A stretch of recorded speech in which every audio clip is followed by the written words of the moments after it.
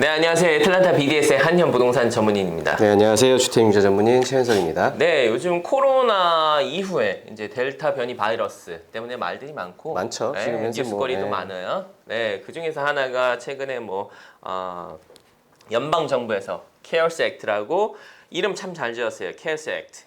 뭔가 한번 찾아봤는데 코로나 바이러스 에이드 릴리프 앤 이코노믹 시큐리티 액트라고 이 줄여가지고 이제 케어스 액트. 굉장히 기네요. 네, 그래서 페더럴에서 이제 연방 정부에서 구제 방안으로 케어스 액트라는 이름 하에 여러 가지 구제 방안을 내놨었는데 그 중에 하나가 이제 렌트비, 세입자를 위해서 렌트비를 못 내는 코로나 바이러스로 인해서 정말로 힘든 렌트비를 못 내서 강제 퇴거를 집을 뺏기는 사람들을 방지를 하기 위해서 강제 퇴거 명령 중지를 내려줬었어요. 네네. 네, 근데 이게 원래는 만료 날짜가 작년서부터 시작해서 원래는 7월 30일 날 이제 만료 예정이었는데 조 바이든 정부에서 이제 이거를 계속 몇 차례 연장을 하고 최근에는 CDC에서 이거를 연장을 해가지고 60일 더 10월 3일까지 2021년 그래서 굉장히 길게 이거를 특혜를 줬었어요. 또 CDC에서 내놓은 또 어떠한 그 가이드라인이 있을 것 같은데 이 조건부 하에 이제 이빅션을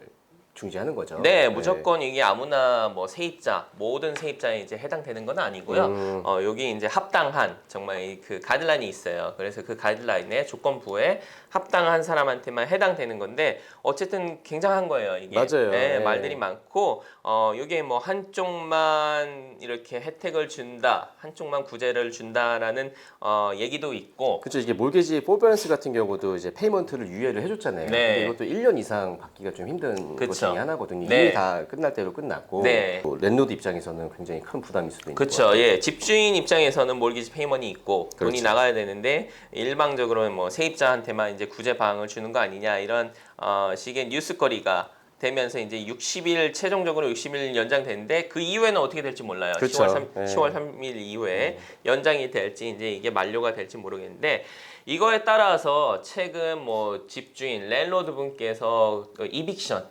이후에 그러면 현재 주마다 조금 차이가 있는데 이빅션을 어떻게 진행이 되는 거고 이빅션을 과연 이렇게 뭐 변호사를 통해서 하는 건지 직접 하실 수 있는 건지 또 한현 씨 같은 그 여기 회사 같은 경우도 좀 관리를 많이 해드리고 있잖아요. 네. 이제 이런 문의가 굉장히 급증을 할 것 같아요. 네, 오늘 조지아마다 주마다 이게 조금 차이가 있을 수가 있는데 조지아 기준으로 해가지고 이빅션 강제 퇴거 명령 이 절차가 어떻게 되는지 간략하게 영상으로 한번 준비해봤습니다.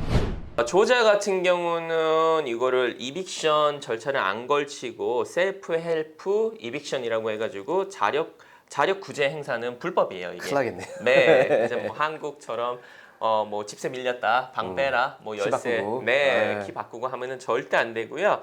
반드시 퇴거 소송을 거쳐야지. 이제 lawful detainer라고 이제 그 퇴거 소송을 거쳐서 강제 퇴거를 진행을 하셔야 되고요.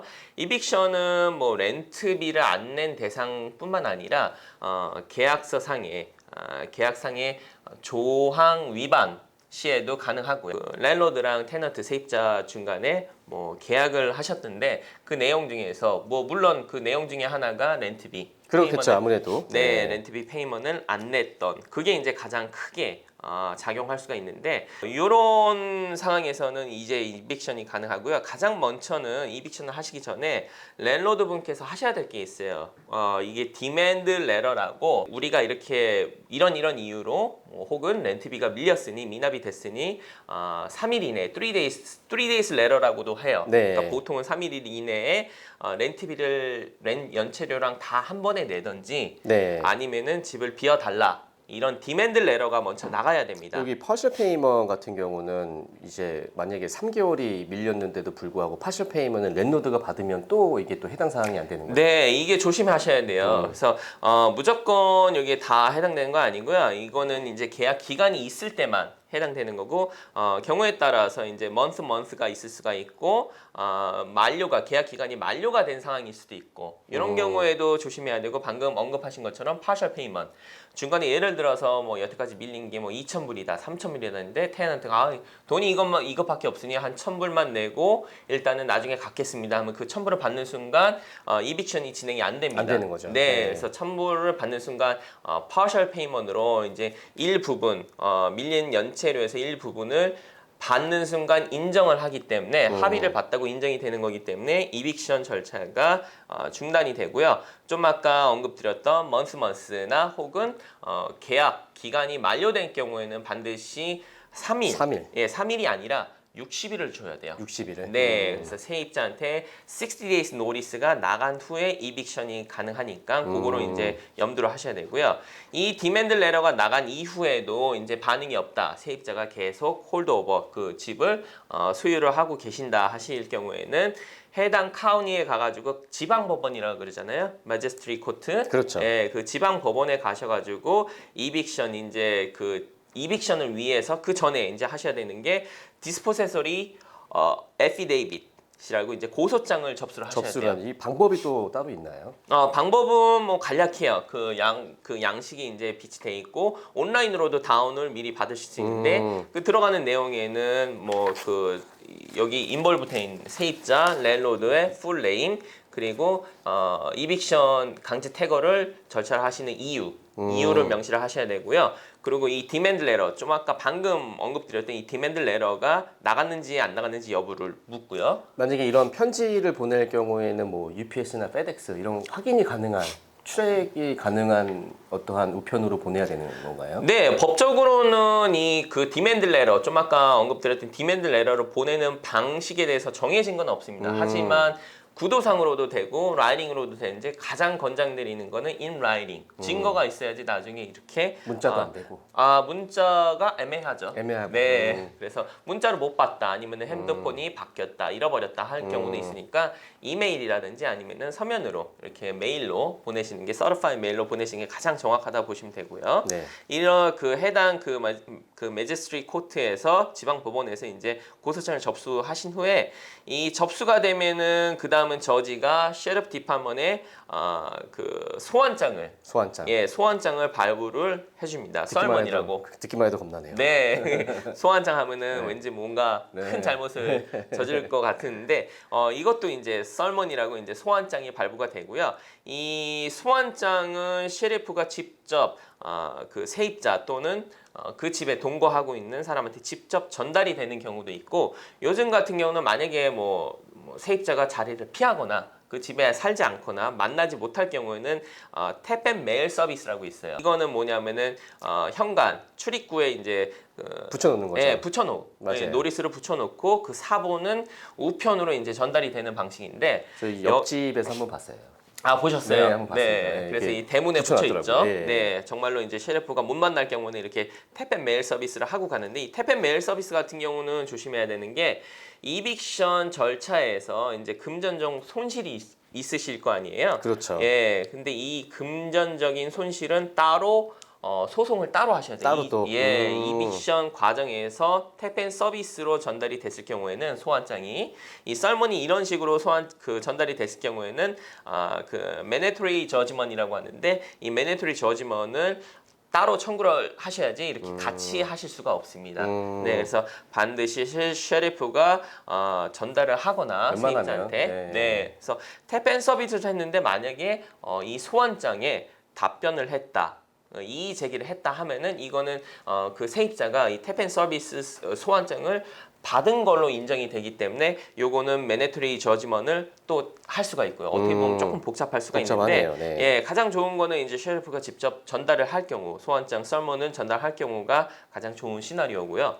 그 다음에 이제 그 소환장에는 이제 7일 이내에 만약에 이의 제기를 하고 싶다 하면은 7일이라는 시간이 주어집니다. 테넌트 세입자는 7일 이내에 이의 제기를 할 수 있는 권리가 있고 만약에 테넌트가 답변이 없을 경우에는 집주인 랜로드 분께서는 리드 오브 포제션이라고 이제 태거 판결 집행문을 신청하실 수가 있어요. 이제 거의 뭐 콜트에 나오시는 테넌트는 없을 것 같아요. 네, 경우에 없는데 종종 있어요. 종종 있다. 네, 가끔 있어요. 참 코트에 나오면은 이게 참 복잡해져요. 왜냐면은 또 시간이 또 연장이 되고 코트 날짜가 잡히는 데는 보통 한 10일 내에서 바쁠 경우에는 뭐 10일도 더 걸리는 경우도 있더라고요. 네, 카운티마다 조금씩 조금씩 틀리는데 다른. 예, 만약에 테넌트가 이 소환장에 썰먼에 답변을 하거나 이의 제기를 할 경우에는 코트에서 코트 날짜를 정해줍니다. 그 기간은 뭐 10일에서 뭐 몇 주가 걸릴 수가 있고요. 그래서 이 7일 안에 답변을 해야 되는데 만약에 이 7일째가 되는 날이 주말이거나 코트가 오픈하지 않는 공휴일 같은 경우에는 다음 날까지 이제 유효하다 이제 생각하시면 되고요. 그렇죠. 이제 어쨌든 뭐 비즈니스 데이로만 거의 카운트를 한다는 네, 거죠. 그래서 반드시 그 테넌트는 7일이라는 시간이 주어지기 때문에 그 7일 이내에 답변을 해야 되고요. 이 소환장에. 네. 그리고 코트데이에서 만약에 테넌트가 세입자가 이유 없이 이의 제기 없이 바로 출석을 하지 않는 경우 네. 그런 경우에는 이제 랜로드 분께서 바로 리드 오브 포제션을 바로 받으실 수가 있고요. 태거 판결 집행문을 받은 후 리드 오브 포제션을 받은 후에는 그 다음 절차는 이제 셰리프 디파먼에서 이빅션을 태거 스케줄을 명령, 또. 예, 스케줄을 잡으실 수가 있는 거고요. 보통 이제 셰리프를 대동을 하고 이제 집을 퇴거를 하는 건가요? 네, 그래서 셰리프는 절대 짐을 도와주지 않습니다. 실제 가면은 분위기는 삭막하고요. 집주인 분께서 직접 방 개수, 뭐 3베드냐, 6베드냐에 따라서 최소 이제 인원, 카운티마다 조금씩 다를 수가 있는데 최소 인원 5명에서 3명에서 5명 정도, 6명까지 큰 집일 경우에는 그래서 보통은 한 2시간에서 한 3시간 정도를 지키고 있어요. 테넌트가 만약에 뭐 짐이나 이런 걸 버리고 갔을 경우에는 네. 이거를 또 따로 집주인이 쓰레기로 버려야 되는. 네, 것 중에 그래서 하나죠. 그래서 집주인이 이런 무브를 하여하셔가지고 같이 이제 그 정해진 시간에 이빅션 스케줄된 시간에 가셔가지고 짐을 빼실 수 있는 권리를 가지실 수가 있고 이런 것도 어떻게 보면 다 돈이잖아요. 그럼요. 비용이 드는데 이런 네. 비용도 청구를 할 수 있는 건가요? 나중에 청구를 하실 수가 있습니다. 나중에? 예, 이거는 이빅션 절차 이후에 나중에 이제 개별적으로 스몰 클레임이라든지 다른 그 소송을 통해 가지고 그 매니토리 데미지를 이제 청구를 하실 수가 있고요. 몰랐는데 이게 굉장히